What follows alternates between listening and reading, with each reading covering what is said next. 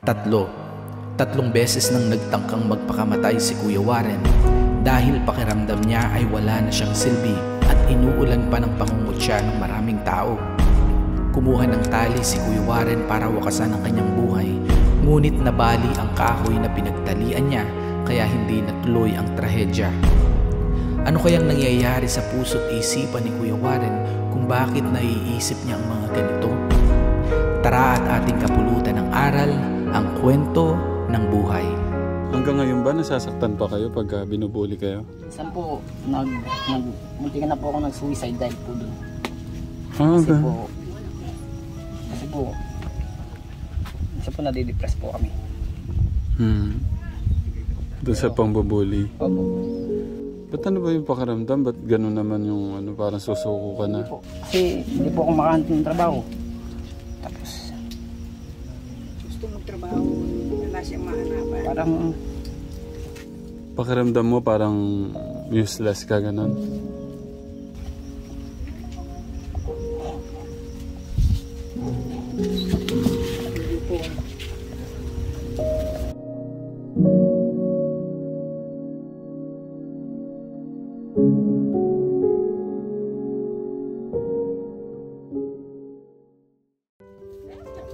Magandang tanghali po. Apong tekram. Nga po. Apong poren. Apong poren. Kamusta po kayo? Hiwa. Kilala niyo pala po yun. Pwede po kilala eh. Hiwa, yogos. Matiwari kinekita yogo sana. Taga-Geti po yun ah. Oo, ini poren. Maabala ho kayo sandali. Dito, kapatid yan. Ah. Pulisa. Alberin Sitberi. Apong tekram. Thank you po. 2,460,000 ang kayo. Follow niyo pa yung subscriber. Thank you po sa kabisado po. Thank you po. Pang nakakay lito. Ang kita. Ano pong pangalan nyo? Pat. Arceo. Si Tito Lito, yung bilag nating una, yung nagampun dun sa kapatid. Ayun. Malaki Dave. Tinanong ko na yun. Pinanood ko na. Kamusta po yung panganay natin ngayon kung nakakapanood pa rin? Ano naman ang buhay niya ngayon? Kasi tulad nung tatlong pasabog, di ba? Alam niyo yung Meron siyang 100,000, 91,000, saka Ala? 55,000, saka 50,000, di ba? Tapos meron pa siyang free ride sa SES. Ano ba? Alam niya. Nako. Kaya nga si Boy Hiwa, kilala ko, tsaka si Ogos eh. Kasi Romero akong ng tekram mo. Thank you, Tito. Number one Naiyak pa pa lang. nga ako doon nung panahon ng mga suba sibling eh. Ay, yung kanina, yung galing natin kanina, kilala yung Suba siblings, yung magkakapatid na 5. Mag-umpisa sa 1 hanggang sa 150 nata, kung 120. Yun, pinanood ko yun. Diretso, araw-araw. Kabisado pa sa atin. Kabisado pa sa atin. Tapos si Kuya Melvin. Pinapanood ko yun. Tatay Tapos, Freddy. di ba si Luis, kinuha mo sa Itikan. Tatay Freddy. So, si Freddy, doon sa may Jollibee. Oh, Carmen. Si Nanay Carmen po. Ang inaayaw ko lang ugali doon, si Nanay Apple, yung asawa ni... Talaga. Tingnan mo, nila Angelo. may solid tayong viewer dito. Nanay nila Angelo. Mas ano ho to? Anong tawag dito? Di ba mayroong buwanan binibigay si Tek? Alam niyo. Magaling talaga. Ang galing si Tito. Alam niyo, 10,000 monthly. Oo, ninanood ko yun. Saka yung nung... Nagsawa na ako, Tito. Saka nung nagano yung si Nagsawa si na, Aling pinawi Apple na nanay ni Dave. Bakit binigyan ba ng problema yung anak niya, no? Kung hindi si tatay Ara ng tatay niya talaga, bakit binigyan pa niya ng problema? Di sana, tinago na lang yun. Sinuwerte si Tatay Ala. Oo. Siya yung tinuring na ama ngayon. Hindi, bagang ngayon. Kasi kahit na bumaksak sa DNA, Oo, kahit na hindi niya biological father niya, diretso pa rin yung tulong ni Dave kilala doon. ko man, si anak niya, si Jillian, si Princess. Princess Jilia. Alam niya lang. Ang anak ni Kateklito, si Maika. Mika. Si Mika, yung kumukuha ng stewardess. Doktora. Saka si Steve. Yun po yung yung piloto. Oo, yung kapatid mong nasa Amerika, na kapatid ni Tek Lito, saka yung asawa ni Tek Janet, magkapatid, di ba? Sorry? Wala kayo, wala kayo. Alam yung story. Isa niyan. Kasi, Okay, kailan po nag-birthday si Tatang? Oo. Ito si Tatang po namin. Si Matandang Mio. kilala nito. Oo, Di ba? sa 70 na siya. Oo, ng birthday niya. Alam niya. Ano po yung mga regalo niyang pinamigay yun nun? Marami, yung sa may plaza. Di, sa harap po bigas. ng bahay namin yun eh. Tsaka sa may plaza ata nun. Oo, nung bigay ng bigas. New Year. Ng bigas. Pati yung bahay niya pinagawa, nakita ko nung pinasok ni St. Mary. St. Mary. Thank you, Tito. Tito Pat. Thank you. Mayakap mo si Tito. Ay, Hindi, galing ako sa bukid. Kaya solid supporter natin pala dito. Dito natin makikita sa gitna ng asikan. Oo. Makikita mo dito. Thank you po. Nasa gitna ng asikan pala yung subscriber. Pati nga yung palay na binibilad ni Tektoran eh. Napapanood ko eh. Manipis pa, makapal. Magas pa. Ano naman, magaling naman yung shoutout niyo yung mga asawa niyo. yung asawa ko nandyan. Batiin po. Ilan po asawa niyo, Tito? Natural, isa lang. Sorry. Kamusta? Shoutout sa asawa ko si Aling Eva. Ayan, sa Yung bahay. anak niyo po, ilan? 5. Yung pangalan po nila lahat. Ang pangalan niya ay itong isa Roan. Tapos si Patrick. Baka yung sariling anak makalimutan. Hindi, kahit birthday niya, kilala ko. Tapos si Rina, Rishi, saka yung bunso, si Robin. Opo, ilan po yung panganay? Siyempre, isa lang. Okay. Baka madulas po kayo. Kumusta po sila dito? Dito ko na sisimulan sa inyo. Kumusta po yung... Mga yan, alam ko ang buhay naman ito. Kasi yung asawa nito, naging tao ko rin sa bukid ko. Ganon. Kung nung panahon ng pandemya, ako nung nasa akin yung asawa niya, pag may pandemya, yung para sa amin na binibigay sa komunidad, dinadala ko lang sa kanila. Kahit itanong niya sa kanila, may relief, binigay sa akin, bibigay namin sa kanya. Tapos pag may nagbibigay ng community pantry, nangihingi kami ng kaming mag-asawa, tapos ibibigay namin sa kanila. Opo, medyo nahirapan ako sa sitwasyon ng dalawang... Talaga dito lahat sila. Nasaan yung dalawang kuya na may Nasaan si... Kuya, dito. Tapos binubuli pa daw po sila. Ayan. Pakita natin yan. Yung binubuli daw sila sa school, mas lalo silang nahihirapan doon sa lakas. Dalawang magkapatid yan. Pakita natin muna yung nila, yung sitwasyon nila. Okay. Pakita muna natin. Pangalan mo, Kuya? Warren po. Si Kuya Warren. Kuya Warren, pakita natin. Ito po siya. Tapos side ka, Kuya. Pakita lang natin. Okay. Pero sila, na sila, anti-polio daw po, pero late.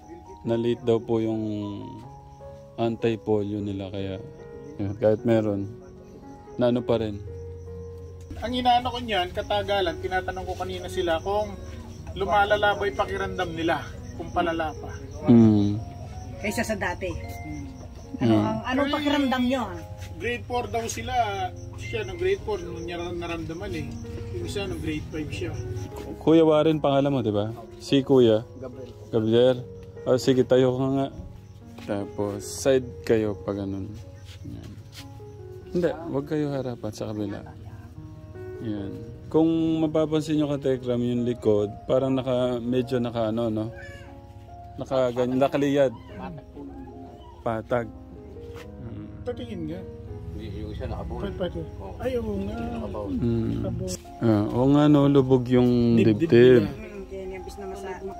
Yung likod, yung likod, patagilid. Ayan, nakaliyad. Parang nakaliyad siya. Tapos yung papo nila ka Tekram. Pag naglakad. Ano sinabi ni Tita nun? Parang talangka. Paano po nasabing parang talangka? Paano tawag sa inyo? Paano kayo binubuli? Yung tawag sa lakan nyo? Pilay po. Pilay. Yun po. Ganyan po sila maglakad ka Tekram. talagang anong goal. Ito makakaila ka. Kaya pwede mo magpamaya. Sabi ni Kuya Warren kanina, mahina tong ito, yung bat sa likod, sa balakang. Okay, dapat gano lang ba gaan yung kayang buhatin? 5 kilo, 10 kilo? 10 po. Yung 15 di na kaya? Kaya pa po. Kaya? Sa pilitan. Okay. Dinig ko kanina, paano kayo binubuli ba? Minsan po, gagayahan po kami maglakad. Minsan po, tutulak po kami. Minsan po, aayain po kami ng suntukan. Pinapalagan po namin. Minsan po, wala silang kaya sa amin. Ito lang po yung malakas sa amin. Yung kanan? Dito pong dalawa. Kamay lang po. Okay. Ano yung hanggang ngayon ba nasasaktan pa kayo pag binubuli kayo? Minsan po, muntikan na po ako nag-suicide dahil po dun. Kasi po, nadidepress po kami. Doon sa pangbubuli? Opo. Paano mo ina-handle yung gano'n, yung binubuli kang gano'n? Kasi gaya nung, sabi mo, gaya nung isang, kailan yung gusto mo magpakamatay dahil sa pambubuli? 17 po yata ako. Nag-50 po ako kaso naputol po yung talagang nag-50 ka na? Opo. Nalagot lang yung lubid? Hindi po yung kahoy. Yung kahoy na bali. Ibig sabihin, hindi mo pa panahon. Siguro ito, magbibigay ka pa ng aral sa mga manonood na lumaban. Beses na po ako nagpakamatay. Ha? Nagtatlong beses po ako nag-suicide. Kasi hindi po. Minsan po nahuhuli. Nahuli ka. Ba't ano ba yung pakaramdam? Ba't gano'n naman yung parang susuko ka na? Kasi hindi po ako makahanap ng trabaho. Tapos Gusto mo trabaho, wala siyang mahanapan. parang Pakiramdam mo parang useless ka, gano'n?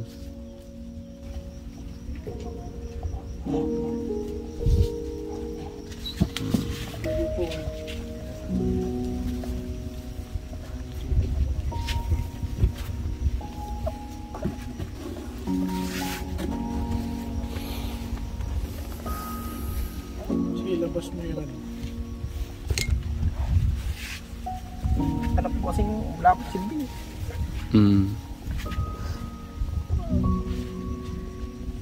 Nahihirapan na po na sa sitwasyon naman.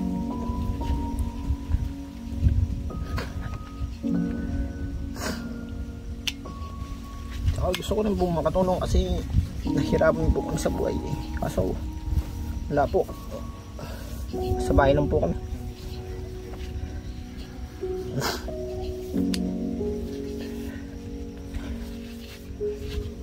Kailan yung una?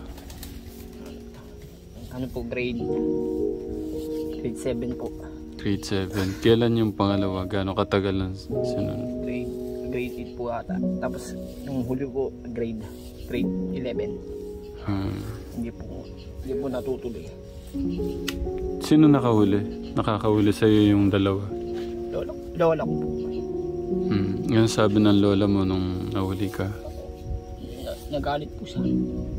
Lagi po kasi kami napapagalitan. Araw-araw. Bali araw-araw. Bakit? Dahil sa hindi kayo nakakatulong? Ganun? Parang ganun. Pinaparamdam ba nung nagagalit sa inyo na parang wala kayong silbi? Ganun? Opo. Kaya... Pero naiintindihan po namin sila kasi pagod po sila eh. Baka yung mga simpleng gawain sa bahay hindi nyo magawa? Hindi po, para po kasing pinapamukha po sa amin yata wala po kaming maibigay na pera, ganun po. Okay. Nasasabihin po kaming walang kwenta. Okay. Minsan. Pwede po malaman sino? Mama at papa mo ba? Lola ko po. Lola. Pero naiintindihan po namin sila kasi pagod po sila. Sino mas madalas? Si Lola o Lolo? Si Lolo po ba? Lolo. Minsan po nag-aaway, minsan nag-aaway po. Nasaan ngayon si Lolo? Nandyan po. Nandyan siya. Oh. Okay. So ngayon, kumusta kayo nung lolo mo? Okay naman po. Okay na po sila. Medyo nagbago na rin po. Medyo nagbago na. Bakit kaya? Dahil minsan po siya po nakakahuli sa amin. Sa akin. Yung pangalawa po. Una po si lola po. Sabi mo nagbago na yung pakikitungo sa inyo. Bakit kaya? Siguro po dahil po sinasabi ko na po na depressed po ako. Sinasabi ko po problema ko sa kanila. Maganda talaga pinag-uusapan, nagsasabi ng problema para alam nila kung ano yung nararamdaman nyo din.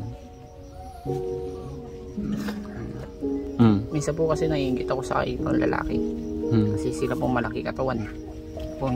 Po hindi. Gusto niyang tumulong, hindi kaya ng katawan niya. Isa pa yung sa kinaka-depressed niya. Naramdaman ko din yan. Pero po nagpapaso rin po ako sa sobrang depressed. Mahirap talaga yung depression. Si Kuya, dumating ba sa punto na ganun din? Kagaya kay Kuya? Ano ba yung nasa isip mo ngayon? Parang lalim ng iniisip mo. Nahiya ka ba sa mga tao, Kuya? Policy muna namin siya. Ano yung ano ba yung kinakaya mo? Ha? Yung ano mo, kalagayan mo? Hindi mo naman dapat ikahiya yan. Wala kang dapat ikahiya kahit kanino. Maging ano ka lang, maging masigla, maging positibo ka kung ano yung kalagayan mo. Sa tingin mo, sinong natatalo pagka ganyan ka? Huwag kang bibitaw, magtiwala ka sa ating Diyos talaga. Pagka bumitaw ka, nawala yung tiwala mo sa ating Diyos, talagang mapanghinaan ka. Minsan po nagagalit po kami sa Diyos eh. Bakit? Kasi sa dami-dami po ng masasamang loob, ba't kami pa po? Wala naman po kami nagagawang kasmali. Anong sinasabi mo sa kanya? Minsan po sabi ko, bakit ako pa? Dami naman pong iba dyan. Na walang pinta. Bakit kami ba po? Po yung nasa isip. Pero minsan po natatanggap na namin.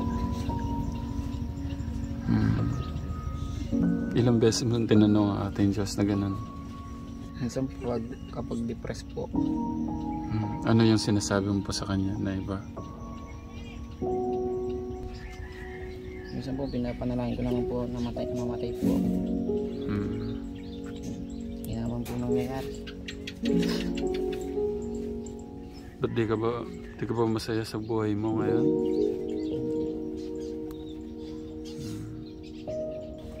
Sige, maliban doon sa pambubuli, ano pa ba yung pinakamasakit na parang naranasan mo sa buhay mo?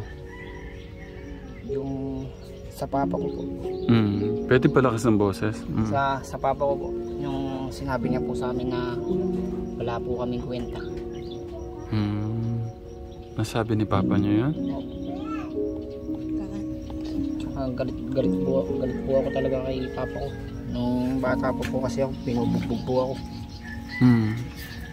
Alam niya na ganyan na yung kalagayan niyo? Hindi pa po. Nung grade 4 po, alam niya na. Pero hanggang ngayon, sinasabihan kayong walang kwenta? Hindi na po, hindi namin po siya nakasama ngayon. Nasa Bulacan po ngayon. Nagpakasal po siya sa iba. Okay. So iniwan pa kayo ng papa niyo? Okay. Kung maririnig ng papa mo to, ano yung gusto mo sabihin kay papa mo? Mapapanood niya to sigurado. Wala na po ako sama na loob. Ayos na po sa akin. Ba't nawala yung sama ng loob? Hindi, kahit pa paano po, tatay ko pa rin po siya. Minsan po kasi nagagalit lang po ako kasi hindi niya po ginagawa yung pagkatatay niya sa amin. Kahit ano pong gawin ko, tatay ko pa rin po siya. Salamat na lang kasi kahit pa paano, naging tatay ka naman sa amin. Ikaw, may gusto kong sabihin kay papa mo? Kuya?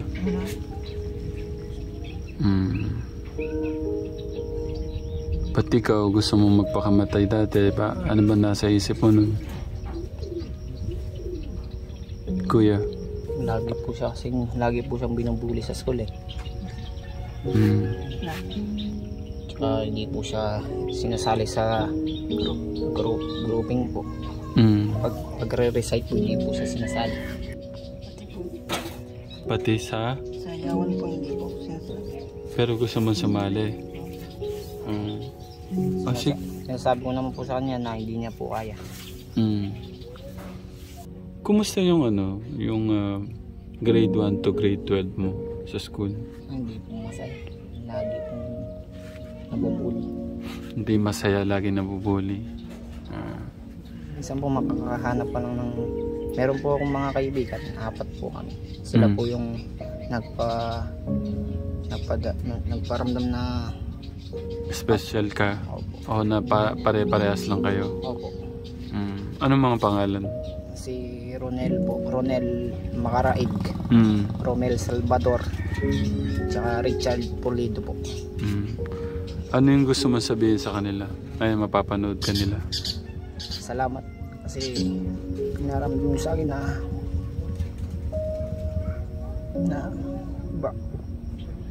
na iba ako, at papasalamat kasi ako kasi dumating kayo sa buhay ko. Kung wala kayo, baka wala na ako. Sila lang po kasi nagpapalakas ng loob ko eh. Paano ka pinapalakas ng loob? Hindi, sinasabi ko po sa kanila na may nagbubuli sa akin. Sabi niya, pabayaan mo sila. Okay lang yan. Ang importante, maging mabait ka lang. Maging mabuting tao. Tsaka mapagkumbaba. Yun po lagi sinasabi nila sa akin. Sila lang po kasi nagparamdam na iba ako. Na magkapareho. Magkakapatay lang po kami. Okay. Ano yung gusto mong sabihin sa kanila? Na lahat ng mga nambuli sa'yo? Sana magbago na sila. Kasi hindi nakakatulong yun sa katulad kong sana wag na po kayong magbully. Hindi po kasi nakakatulong yun. Ano naman yung pinakamasayang alaala ng grade 1 to grade 12 mo? Yung kasama ko po yung mga kaibigan ko. Madami na po akong naging kaibigan ngayon. Dati po kaaway ko po sila. Ngayon, kaibigan ko na po. Bakit naging kaibigan mo yung mga kaaway mo nun? Minsan po tinatakot ko po sila. Paano mo tinatakot? Nakita na lang po kasi ako nakipag-away nun eh. Minsan po kasi may kaya po ako. Na papatumbo ko po. Isang suntok lang. Pero minsan po winawarning ko lang po sila. Tapos yun po, kaibigan ko na po sila. Okay. Pero kumusta kayo ngayon dito? Kumusta yung buhay nyo rito? Okay naman, nakakaraos naman po kahit pa paano. Yung stepfather nyo, kumusta? Okay lang po sa amin. Siya po yung nagparamdam na tatay po namin siya. Wala po kami masabi. Nasaan siya ngayon? Nagtatrabaho po. Anong oras kaya ang dating niya? Ayun po. Si nanay, pwede bang ipasok ko na si nanay? Ma!